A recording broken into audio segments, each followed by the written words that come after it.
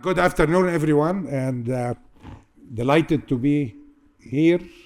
Want to share with you a simple but I think important idea this afternoon. A little bit of context. When Nicholas called to invite me to speak at this event, I spent some time thinking about the topic. Obviously, all of you who are speaking did that. So I looked back at my career, reached back in my career, and I'm not quite 50, only 40, but no, a lot more than that. Anyway, looked back at my career. I was to try to identify kind of the key factor that enabled me to succeed in whatever I did before. I was very fortunate that I had a very rich career, very varied, did a wide variety of jobs. I was an engineer, a teacher, a researcher, an author of textbooks. I also had leadership and managerial positions, notably as the Provost of a major university and the Dean of a major faculty of engineering. So, different jobs. The question then was, what is the single thing, the common thing I did in these different jobs that enabled me to succeed? And I immodestly claim that I achieved a certain amount of success in these various jobs. And the answer was very simple. In each of the jobs I had, in the first instance, I aimed at achieving a deep understanding. Okay, so remember these two words: deep understanding of whatever the job was, whatever the tasks were involved, whatever the organization was, the people of the organization. I wanted to understand all of that in order to be able to accomplish the job that I set out to do. So what I want to convince you today, that the key to success in any human endeavor is deep understanding, okay? Now, I can see some of you are probably already smiling and saying, well, what's the difference between that? This is just like, and I'm addressing myself to young people, like your parents telling you to eat your vegetables, right? Yes, indeed, it sounds simplistic, I agree. It sounds simplistic, but let me try to explain, and I want to illustrate my points by using three examples drawn from very different jobs that I had in my life, and maybe at the end you will believe me at least a little, okay? So my first example comes back from many years ago, and when I was doing research at the University of Toronto. At that time I was a young faculty member. I was young at some point. So I was doing research on electronic filters. I was trying to find the best filter circuit. Now, some of you will say, and I'm not going to get any deeply in any of that, so please don't worry, but you know, you heard about filters. The filters that I was interested in at that time were filters to be used in communication systems, okay? So like in telephone systems, you separate phone calls, you need filters for that. In radio, you want to separate stations, you need filters for that. TV, you want to separate channels, you need filters for that. So back in the early 1970s, there was a great rush to make filters using microcircuits. Okay, you heard about microelectronics. So that was the big thing. We want to find filter circuits that can be made using microchips, microelectronics. There were lots of people from around the world, top researchers who joined that race, and I was among them. I joined the race to try to find the best possible filter circuits. And a lot of people, including me, found some very good circuits. And we published papers about them, and we told the world about them. Then I asked myself the question, which one of these circuits is the best? Or actually, a better question was, has the best circuit been already invented? Okay, we didn't know. So I needed to answer the question, I needed to understand the problem very deeply. So deep understanding of the problem at hand, because they had to be deep enough understanding to help me not just invent one more circuit that does the job, but provide me with the framework that will generate all possible circuits. Okay? So that's a very different kind of level. I was able to accomplish that. And the end result was that all of a sudden we have all these circuits, so we can compare them and we can select the best for a given application.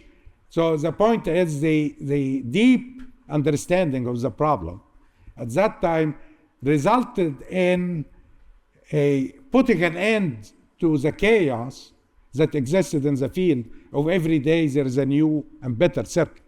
You answer that question once and for all. So some of you probably are asking the question now, how do you know in whatever you are doing, how do you know that you reached deep understanding? Okay. Very good question, actually.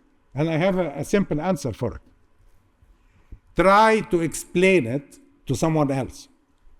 And that applies, by the way, if you are in high school or in universities or whatever, or you are a scientist. Try to explain your subject to someone else. And first of all, I guarantee you that when you try to explain your subject to someone else, your understanding of the subject will become deeper already. Okay? The other side of this coin is you are trying to explain the subject, and all of a sudden you are hesitant, you are hesitating, you are stuck maybe, or you are starting arm wave your way around. That's a clear indication that you have not achieved the state of deep understanding. I learned that a long time ago. In fact, when I was an undergraduate engineering student, a century or so ago, I learned, one of my professors made the following statement. He said, if you want to understand the subject, teach it. At the time, by the way, this was kind of a wild thing. You want to understand the subject, go and teach it. Wow, I want to tell you something. In a very long career I had in teaching engineering students, I have made substantial use of this advice. I learned a lot of things by teaching them. And in particular, I taught microelectronic circuits to engineering students. That brings me to my second example. Remember I said I have 3 examples, so bear with me. My second example had to do with teaching microelectronic circuits. I was hired at the University of Toronto in 1969, ages ago, to teach electronic circuits to engineering students. First thing you do when you are a new professor, you go and try to find the textbook to teach from, right? I tried to find a textbook that teaches how to design transistor circuits. Transistor was the things at the time, became microchips as the time progressed. There were no books around. There were lots of books that taught you how to analyze a circuit. But you know, design is the process, is the creation of the circuit. Analysis is somebody give you a circuit, then you can analyze it. But there were no books that taught how to design transistor circuits. So I decided that if there are no books around, I will write my own course notes. So I did that. Now to write notes, to provide course notes, you have to go and understand the subject very deeply, right? So there is a need again here for very deep understanding. Look for sources of material all over the place to understand the subject, and created course notes. Every year, I expand my notes and revise them because, by the way, technology was changing at very rapid pace. So every year were new things. You had to include new things and enlarge your notes. This process continued for 10 years. By the end of the 1970s, I discovered that I have very substantial amount of notes. I decided that the time had come to turn these notes into a textbook. And sure enough, in 1982, the book Microelectronic Circuits appeared in its first edition. And I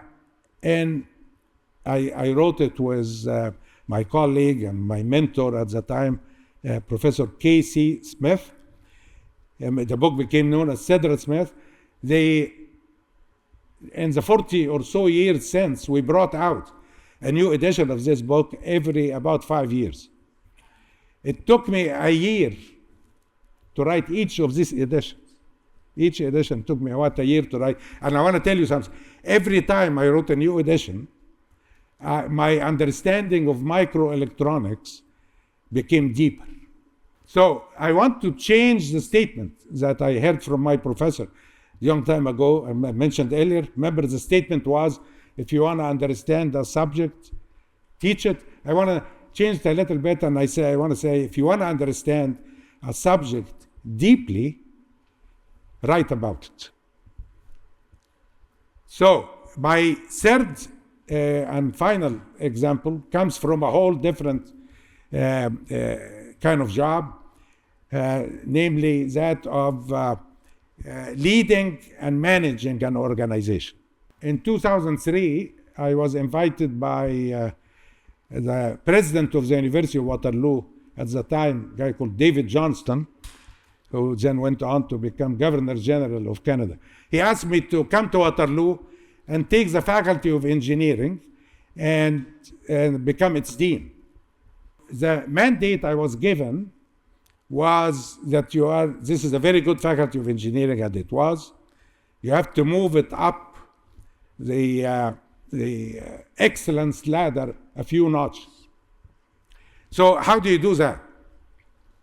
Well, I decided that the first thing I should do is spend some time trying to learn everything there was to learn about the Waterloo Faculty of Engineering.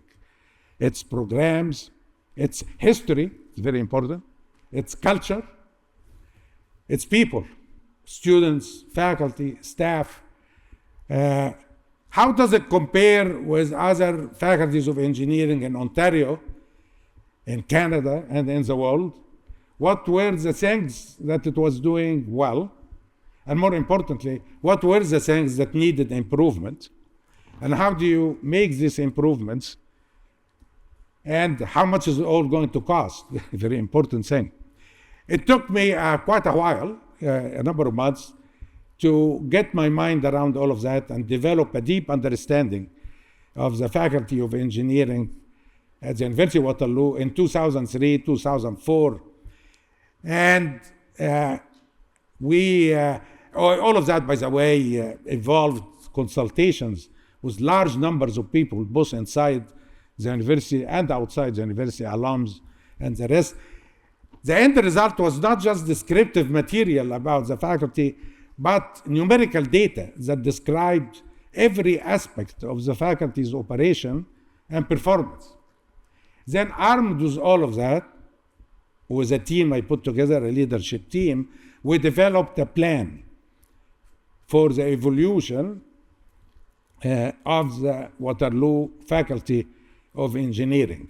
Our first plan was called Vision 2010 and was followed by a number of plans. These plans caused, of course, the new programs to be in place, including nanotechnology, in which Cristiano is in, and new faculty to be hired, more students were admitted, faculty grew, more staff and faculty, more research, greater research was done, and more facilities. This building that you are in is one of the buildings that came as a result of these plans. So the point is, this deep understanding of the faculty gave rise to these plans, which in turn gave rise to the Waterloo Engineering that we have today, the largest faculty of engineering in Canada, and I claim one of the best, not only in Canada, but also in the world. So my time is running out, so I hope that I've convinced you that deep understanding is the place you start with when you are tackling a new endeavor. And believe me, success will follow soon. Thank you for listening to me this afternoon. All the best to you.